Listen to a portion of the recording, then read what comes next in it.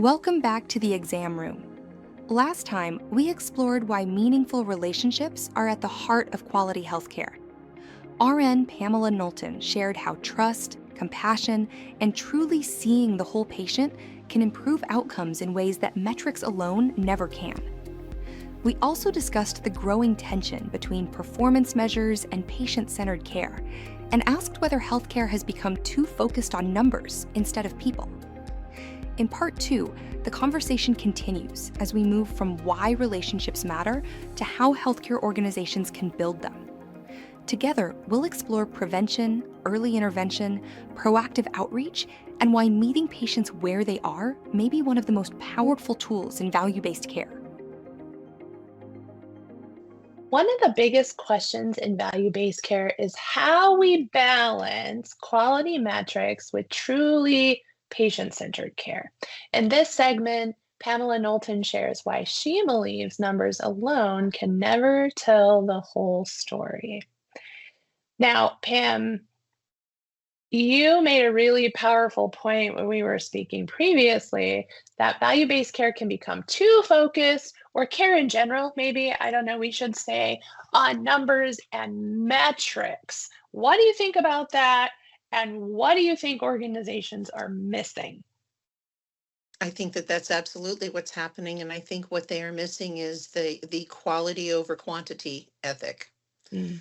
There are certain metrics that they need to hit in order to get paid. There are certain documentation has become more important than the conversation with that patient, and it's become volume versus value. I mean, we say that, value-based system, but is it really?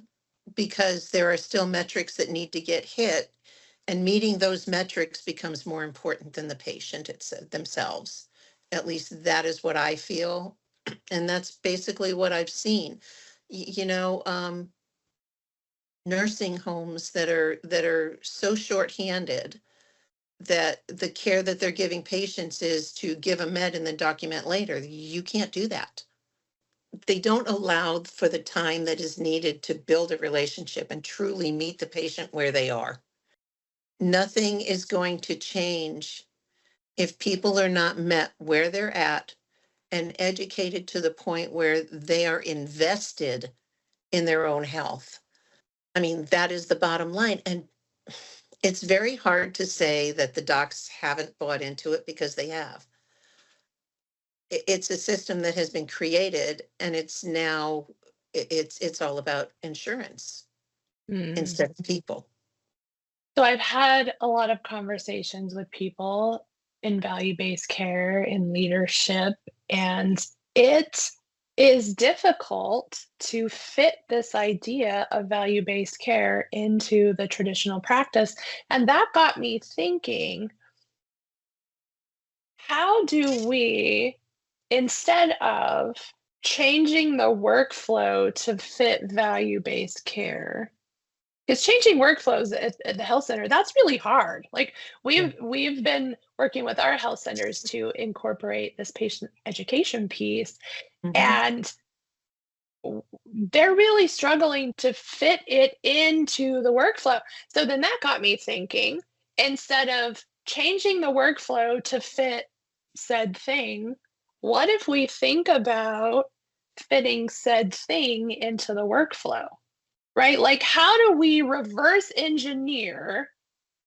This could be a whole conversation for a whole day. How do we reverse engineer value-based care so that it fits into the workflow?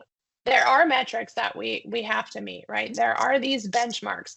I don't think those things are going away. So, what do we need to do to repackage value-based care so that it fits more easily into the practice, um, and still consider the human piece and the metrics piece? In my humble opinion, metrics are a more immediate look at what is being done in that workflow. So there are certain metrics that need to be met on a daily basis, on a weekly basis, whatever. But they're talking about the prevention of hospitalization. The goal is to keep the patient out of the hospital. but there are metrics that you need to meet to prove that you're actually doing your job, right? So what if there's an 8-hour day? What if instead of reaching the 30 patients that they want a case manager to touch base with on some level in that day, that it's short term. They're looking at the short term rather than the long term. If you can build a relationship, if you can have the ability to put 2 hours out of that day to build a relationship, even with that one person, if they are in the highest percentage of hospitalizations, you could develop that relationship and get them to buy into their own health and prevent one hospitalization, which might cost a whole lot of money. So maybe you build in that metric, put a metric in there that allows you to build that relationship and not be timed that you've got to have that next call going for 20 minutes. That is a person. That is a life. And that is somebody that is being affected by what you are speaking to them and what you are speaking with them. I hear your passion coming out, and I love that. I love the idea of a relationship metric. How do we make that? Like, that's what we need. We need a relationship metric. Not sure how that gets measured, but the other thing that I really like that you said was how these metrics keep us focused kind of more in the present and not so much, which brings me to my thought of, have we unintentionally created a system where check boxes Mm. are mattering more than us building those relationships? Because that takes time. Do we have time? I don't even know if we have time. Do we But we, do we have but time? shouldn't we? Yes. And yes, we have put metrics above people. It's hitting, and I get it. You have to kind of prove that you're doing what you say you're doing. If you want to look at the more immediate, then you find somebody who had their first admission for CHF, and you find a way to get that in, to get that, pull that information and get a case manager to help them at the beginning of that disease process rather than at the end when they are already a high spend patient. And maybe that's where you can put that metric in, that is a relationship based metric that says, oh, we're going to build this and it's going to prevent those hospitalizations. It's going to prevent those deepening issues that come along with everything because it's all together. Does that make sense? It absolutely does. It it kind of brings us to the next topic that I want to talk about, which is those high risk patients. But how did they become high risk in the first place? So, one thing you said that really stood out to me is uh, high risk patients didn't become high risk overnight. Like, we need to start capturing them in the beginning of the disease process, or maybe we even stave that off in some Right. ways, right? So, how should organizations or healthcare centers think differently about prevention and upstream intervention? When that patient has their first intervention for that disease process. If somebody you're watching somebody's A1C, we'll take diabetes. You see somebody's A1C start trending up. Well, before they get to where they are an active diabetic, if a case manager could say, okay, these are the patients that we're seeing this week, this is their A1Cs, and you could go back and look, which you can because everybody's got my chart now. Oh, look at that. 4 months ago, they were this, and we're keeping an eye on it. Why are we not doing anything now before they reach a 6, before they reach what is now what, a 5.7, 5.8? Develop that relationship when you start seeing the trend going up. That doctor, the PCP, the endocrinologist isn't going to get dinged when that person winds up going in for low blood sugars, high blood sugars, whatever, or they start having the comorbidities that go along with it. We concentrate on the dollars that they cost when they are in end stage or in advanced stage. Why? Because that's when it starts hurting the bottom line. Mm, So why can't we start earlier? Why can't you, as when you start seeing things trending, when you start seeing someone expressing that they're having more shortness of breath, that they can't do the things that they used to do, then you investigate, you get somebody that can step in and do that from the beginning before they get to the point where they're on so many breathing treatments and nebulizers and costly medications. Prevention, prevention, prevention.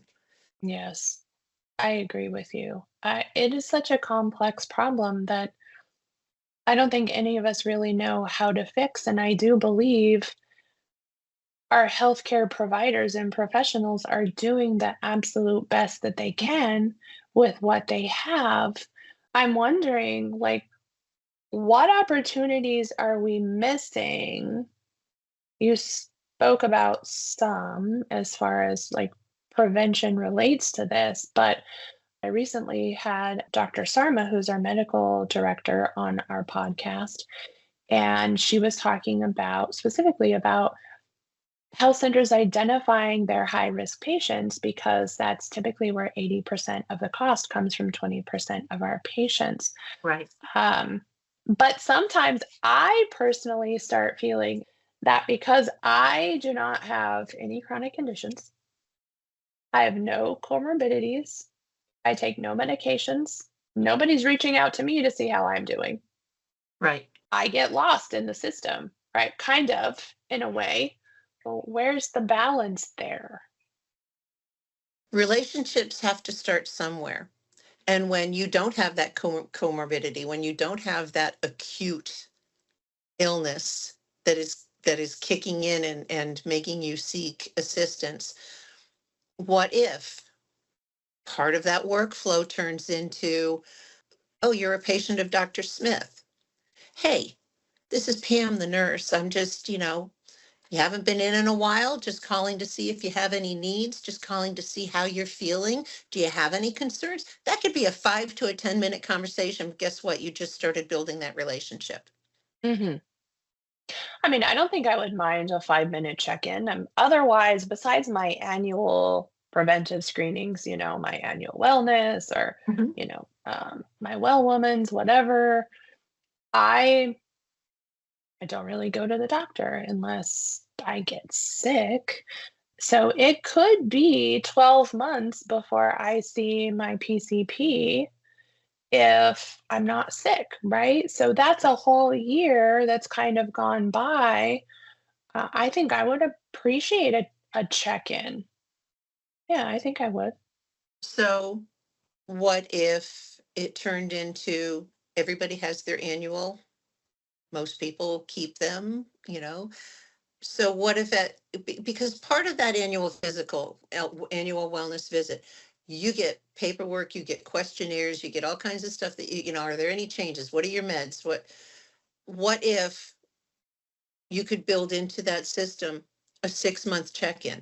Hey, we're 6 months past your annual, your blood work was good when you had it. Are you having any issues that we might want to look at before you come in 6 more months? Whatever. Have your circumstances changed? Do you have access to a balanced diet? Do you have, is there something that you have a question about? Mm, People can say, yeah, I'm too busy, I don't want to talk. That's fine. But you made that effort, you made that outreach. And if there is something going on, people are going to talk, people are going to ask, people are going to say, well, you know what? I think I do need help with this. I was thinking about it, but I wasn't going to call because it's really not that big of a deal right now. mhm. You may have, that is the preventative portion. We need to be more proactive and less reactive. Early on, when we were testing our diabetes patient education with one of our health centers, and it was just a small pilot that we did. But one of the findings that grew out of that was the importance of human touch, Yeah. where it's not just me receiving a text message every month that I need to get my colonoscopy.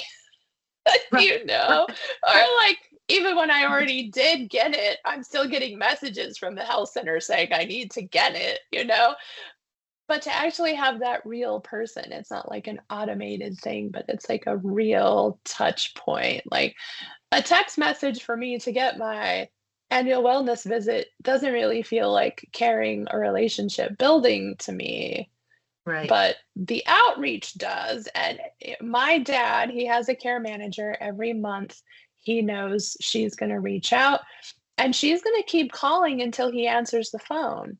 Mhm. So one day, I think we were having lunch or something, and the phone rang, and he goes, "Oh, it's my nurse. I better get this because she won't stop calling until I answer." you know? And he had a short conversation with her. And when he got off the phone, he's like, I like her. She's fun.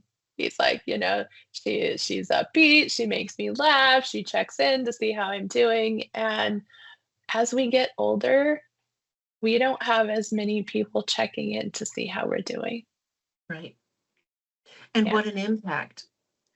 Uh, you know, oh, that's my nurse. She's a pain in my tuchus, but I like her. And Exactly. I can ask her questions, and it may only be 4 minutes, 5 minutes when things are okay. But, and again, that's the relationship. The problem is we can't put a number of profit on that relationship until it gets to the point where it is so bad that they're costing people money. Yeah. It reminds me of that commercial. Is it like a credit card commercial where it says, or a plane ticket to Mexico, $1,000, dinner on the beach, $200, like experience priceless or something Right. like that. And I know for me, I appreciate that somebody else is checking in on my dad. That brings me a little bit of peace. Like, he and I are close and we pretty much talk every day, but I'm grateful that there's somebody else. There might be something about his health that he doesn't really feel comfortable sharing with me, but he feels comfortable sharing with the nurse. And that is that extra support in his health care really means a lot to me as well.